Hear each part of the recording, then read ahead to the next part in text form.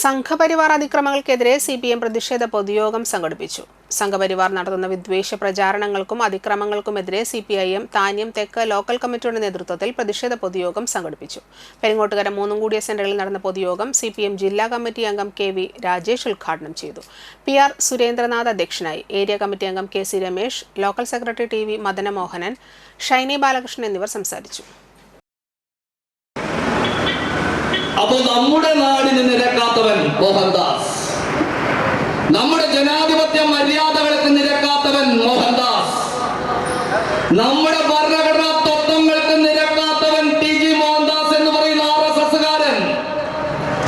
ഇതിനെതിരെ പൊതുസമൂഹത്തിന്റെ ഇടയിൽ നിന്ന് പ്രതിഷേധം ഉയർന്നു വരണമെന്നാണ് CPMനെ അഭ്യർത്ഥിക്കുവാനുള്ളത്.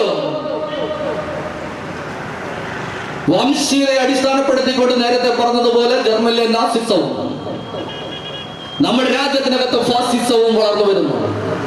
അവിടെ യഹൂദന്മാർക്കെതിരെയാണ് ഹിറ്റ്ലർ എങ്കിൽ ഇവിടെയോ RSSകാർക്കെതിരെയാണ്, മുസ്ലിം ക്രിസ്ത്യൻ ദളിത് ജനവിഭാഗങ്ങൾക്കെതിരെയാണ്. നമുക്കറിയാലോ 2002 നടന്ന ഗുജറാത്ത് കലാപം.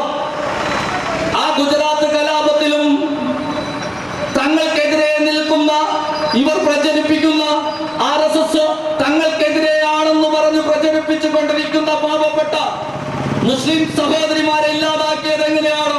ക്രൂരമായ ബലാത്സംഗങ്ങൾ ചെയ്തുകൊണ്ട് തന്നെയാണ്. അതാണല്ലോ ബൽക്കീസ് ബാനു കേസ്.